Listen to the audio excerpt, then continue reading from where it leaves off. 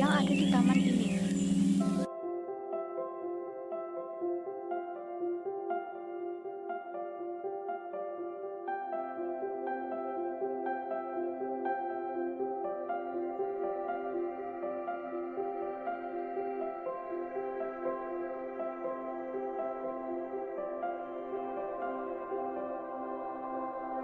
Untuk tanaman yang pertama adalah lidah mertua atau sansevieria.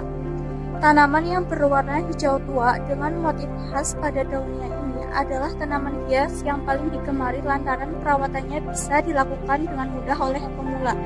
Selain bentuknya yang cantik untuk menghias rumah, lidah mertua juga dikenal dapat memperbaiki kualitas udara di ruangan tempat diletakkan. Tanaman yang kedua adalah Aglaonema. Aglaonema atau seri rezeki ini bisa ditaruh di dalam rumah maupun di luar ruangan. Tanaman dengan daun lebar ini termasuk tanaman yang bandel karena tidak membutuhkan banyak cahaya matahari untuk tumbuh dengan baik. Tanaman yang ketiga ini adalah Euphorbia. Euphorbia memiliki bentuk bunga kecil yang lucu dan berwarna cerah. Hal ini menjadikan Euphorbia digemari banyak orang. Tanaman ini juga tidak membutuhkan banyak air, sehingga kita akan mudah merawatnya. Euphorbia juga bisa tumbuh subur meski di tempat panas dengan matahari langsung. Tanaman yang keempat adalah kaktus. Perawatannya yang sangat mudah membuat kaktus sebagai salah satu tanaman favorit yang dipilih pemula. Kaktus dapat dijemur di luar ruangan sebanyak 1 atau 2 minggu sekali untuk memperoleh udara segar. Sisanya dapat diletakkan di pinggir jendela untuk mendapatkan sinar matahari yang cukup setiap harinya. Penyiramannya dapat dilakukan seminggu sekali secara disemprot. Kamu perlu memastikan agar tanah dalam pot tidak mengandung terlalu banyak air.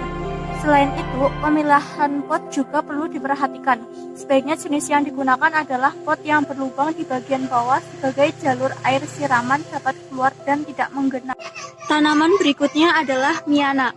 Miana adalah tanaman yang termasuk ke dalam tumbuhan terna, bukan tanaman berkayu. Tanaman ini memiliki ciri khas aroma sedap yang berasal dari kelenjar atsiri. Tanaman Miana juga dikenal dengan nama lokal yaitu Jawer Kotok. Tinggi tanaman Miana bisa mencapai 1,5 meter. Miana adalah tanaman semusim yang memiliki warna daun berbeda-beda. Tanaman Miana atau Jawer Kotok saat ini banyak dibudidayakan karena perawatannya tidak sulit dan tanaman ini memiliki khasiat untuk kesehatan.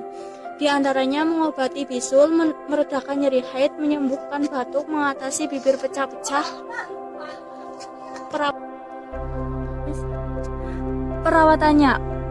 Perawatan tanaman Miana dilakukan dengan penyiraman, pemupukan, dan penyiangan terhadap gulma. Penyiraman pada tanaman dilakukan hanya pada kondisi tanaman butuh, yaitu ketika terlihat ciri-ciri kekeringan pada tanaman. Pemberian pupuk pada tanaman Miana lebih baik jika jenisnya adalah pupuk daun. Pupuk dapat diberikan dengan cara disemprotkan pada tanaman. Selanjutnya, penyiangan gulma dilakukan ketika banyak gulma dan tanaman liar yang tumbuh di sekitar tanaman Miana. Sebaiknya jangan dibiarkan terlalu lama karena gulma dapat mempengaruhi nutrisi tanaman Miana. Tanaman yang berikutnya adalah Calathea. Calathea, tanaman hias dengan daun sederhana yang cantik. Tanaman ini berawal dari wilayah tropis Amerika dan sering dimanfaatkan sebagai tanaman pot indoor maupun outdoor. Calathea tumbuh dalam rumpun, merupakan tanaman herbaceous menahun dengan batang lunak. Tunasnya berasal dari akar rimpang atau umbi yang terletak di bawah permukaan tanah. Selain sebagai bunga hias, tanaman ini juga berkontribusi terhadap suplai udara bersih. Jadi sangat cocok ditanam di kota-kota besar yang bising polusi. Sedangkan tanaman yang ini namanya adalah cocor bebek. Tanaman ini adalah asli dari Madagaskar. Cocor bebek menjadi tanaman yang umum di daerah yang beriklim tropis. Batang tanaman cocor bebek.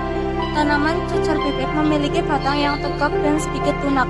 Juga memiliki pangkal kayu berbentuk segi 4 tumpul atau sedikit membulat. Cocor bebek bisa tumbuh dengan ketinggian mencapai 30 cm hingga 1 meteran, sehingga tidak terlalu tinggi dan cocok untuk dijadikan tanaman hias dalam pot. Bentuk daun tanaman cocor bebek. Tanaman cocor bebek memiliki daun yang lebat banyak di dalam satu pohonnya. Daunnya pun tebal, berdaging, dan mengandung banyak air. Daun cecor bebek ini berwarna hijau muda, tapi ada juga yang berwarna abu-abu. Daun ini memiliki bentuk yang bulat memanjang atau bulat lonjong, atau bentuknya seperti bulat telur dan memiliki ujung tepi yang beringgit. Ukuran panjang daun tanaman cecor bebek berkisar antara 5-20 cm dan lebar daun yang mencapai 2,5-15 cm.